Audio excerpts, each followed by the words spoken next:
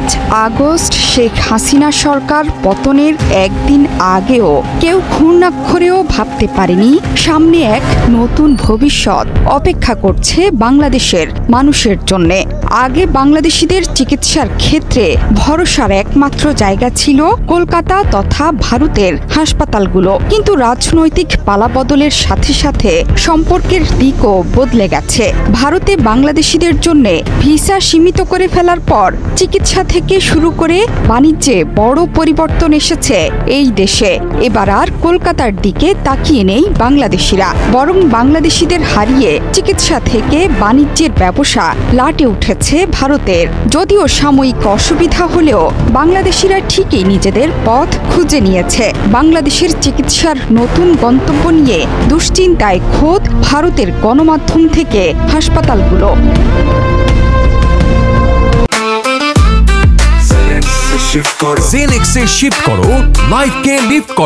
এবার কলকাতার বদলে চিকিৎসার পরবর্তী গন্তব্যে পা বাড়াচ্ছে বাংলাদেশিরা। কলকাতার বদলে চীনা ভিসার চাহিদা এবার বাড়বে বলেও শঙ্কিত ওপার বাংলা।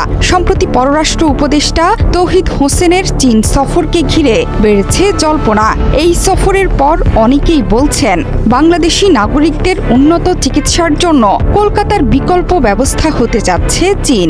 বাংলাদেশের অনুরোধের পরিপ্রেক্ষিতে চীনের পররাষ্ট্রমন্ত্রী ওয়াং ই বাংলাদেশি রোগীদের চিকিৎসার জন্য কুনমিংয়ে 3 থেকে 4টি স্বীকৃত হাসপাতাল বিশেষভাবে বাংলাদেশের মানুষের জন্য নির্বাচনের কথাও জানিয়েছেন।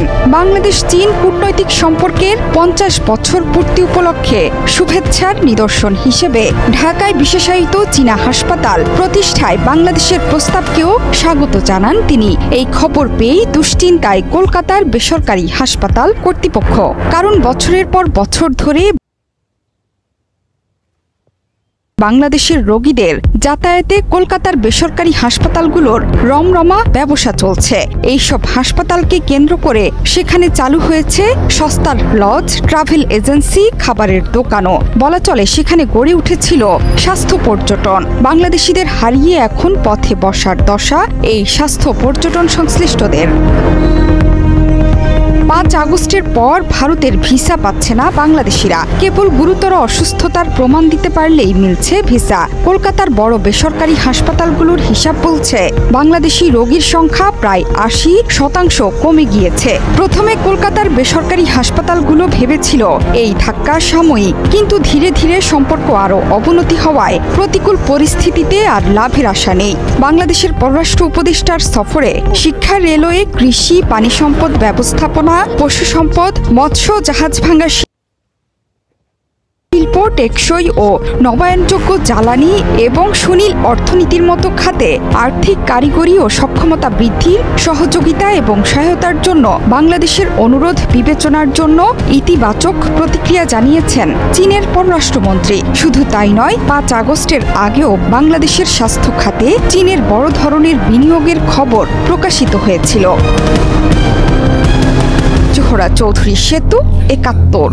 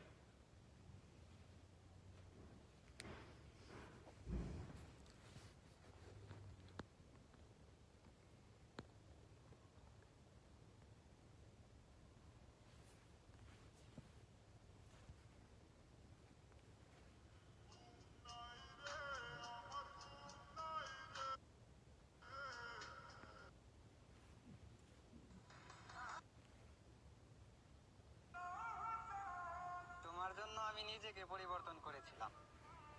দিন শেষে তোমার পরিবর্তন দেখে